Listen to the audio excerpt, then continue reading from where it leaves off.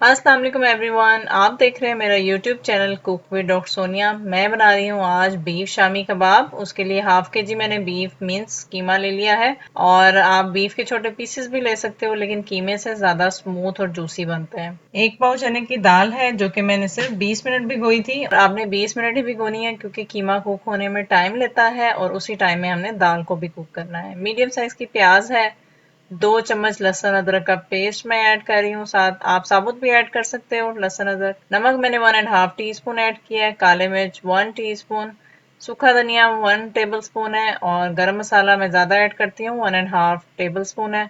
ये है लाल मिर्च पाउडर, ये है हाफ टी स्पून। साबुत वाली मैं जायके के लिए ऐड कर रही हूँ, 5 से 6 है। और स्पाइसेस आप एडजस्ट कर लीजिएगा अपनी मर्जी से। वैसे ये बिल्कुल परफेक्ट थे। मैं इन्हें प्रेशर कुकर में कुक कर रही हूँ, आप देगची में भी कुक कर सकते हैं। देगची में तकरीबन 2 घंटे लग जाएंगे आपको। पानी मैंने इसमें ऑलमोस्ट 4 कप फुल और 1 हाफ कप ऐड किया है। इतना ऐड कर लें कि अच्छी तरह से डिप हो जाए। फिर मैंने कवर करके इसको तकरीबन सिर्फ 20 से 25 मिनट दिए थे और ये बड़े अच्छे से टेंडर हो गया था। पानी चेक कर लेते हैं कितना है। आपने हाई फ्लेम पे इसको अच्छी तरह से ड्राई कर लेना है। उस दौरान में आपने चम्मच हिलाते जाना है ताकि नीचे से वो लग ना जाए।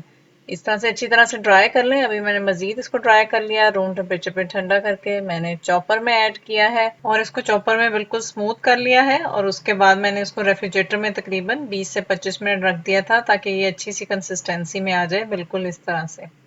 इसके बाद इसमें ग्रीन चिलीज शामिल करेंगे। सब्ज मिर्चें ज़्यादा तेज वाली नहीं थी, 3 से 4 अदद बारीक चॉप की हुई हैं। 3 से 4 टेबल स्पून बारीक चॉप किया हुआ प्याज है। सब्ज धनिया आप अपनी मर्जी से ऐड कर लीजिएगा, मैंने 1 कप ऐड किया है वह चॉप किया हुआ है। मिक्स कर लें सारे मिक्सचर को अच्छी तरह से।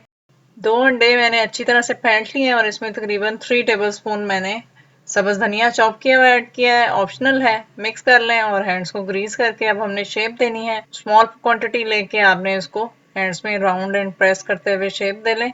इस लेवल पे आपने इसको मेक एंड फ्रीज करना होता है। सारे कबाब शेप दे के आपने पहले इसको रेफ्रिजरेटर में रखना होता है। फ्रीज हो जाए तो फिर एयर टाइट बॉल में आप इसको ऐड करके रख लें। कोटिंग कर लेते हैं और एग से पहले, और फिर आपने ऑयल में इसको फ्राई कर लेना है। दोनों साइड से मीडियम फ्लेम पे कुक करें, सर्व करें और एंजॉय करें। रेसिपी अच्छी लगे तो लाइक शेयर और कमेंट कर दीजिएगा। Thanks for watching.